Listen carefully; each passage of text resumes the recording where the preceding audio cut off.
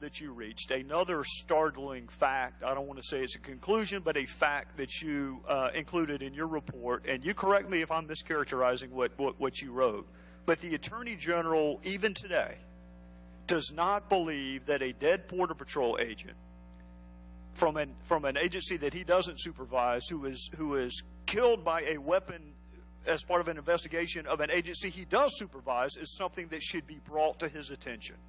Does your report not include a paragraph that even today the Attorney General is not sure that this fact pattern should have been brought to his attention?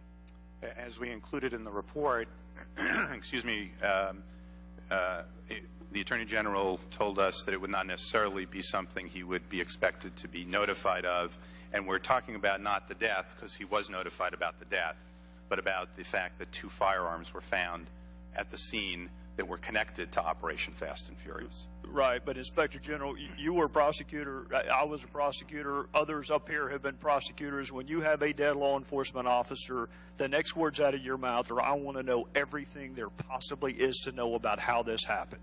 I don't just want to know what the autopsy says, I want to know how we got to this point. And which does speak to management, and it does speak to a duty to supervise. Not just a commonsensical duty. I want to ask you specifically about the Code of Professional Responsibility.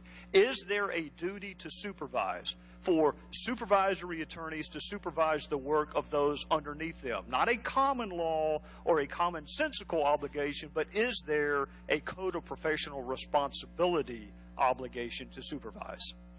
I'm not sure I could speak directly to the Code of Professional Responsibility in that regard, because we were looking at, obviously, whether there were supervisory failures. We clearly found there was an obligation as part of the performance responsibilities of the agents and the prosecutors to supervise. And the failure to do that was a serious management failure in our estimation, in our view.